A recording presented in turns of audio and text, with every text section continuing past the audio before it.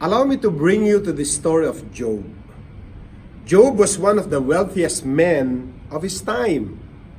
He lived in a country called Uz, which was located in northern Arabia.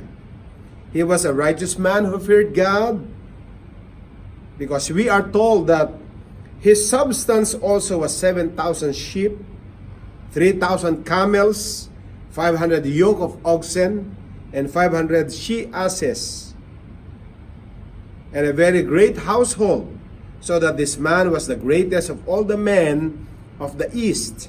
Job 1:3. God allowed Job to be tested. He put limits on what Satan could do to Job. He told Satan, "Behold, all that he hath is in thy power. Only upon himself put not forth thine hand." So Satan went from the presence of the Lord. Job 1:12.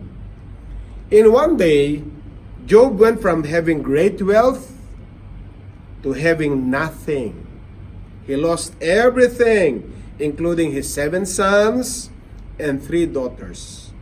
Following this loss, God allowed Satan to afflict Job with sore boils from his head to his feet.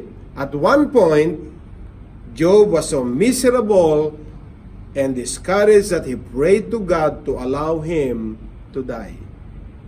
Although Job was severely tested, God knew Job's end. He knew that Job would remain faithful to him and that he would double his blessings upon Job's life. God gave Job double for his trouble and made him wealthy and successful again. In Job 42 verse 12, 13 and verse 15, so the Lord blessed the latter end of Job more than his beginning. For he had 14,000 sheep, 6,000 camels, and 1,000 yoke of oxen, 1,000 she-asses. He had also 7 sons and 3 daughters. And in all the land were no women found so fair as the daughters of Job.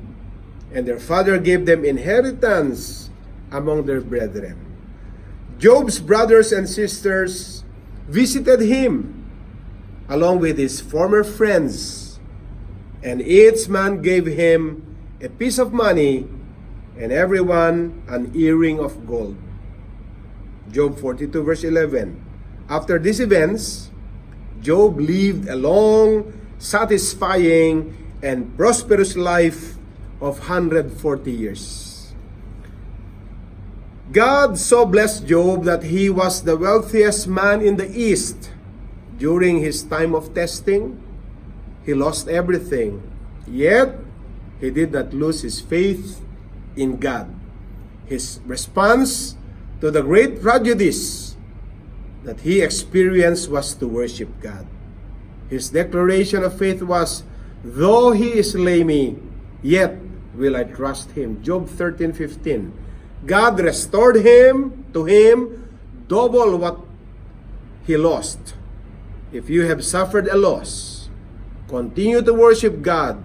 He is a God of restoration.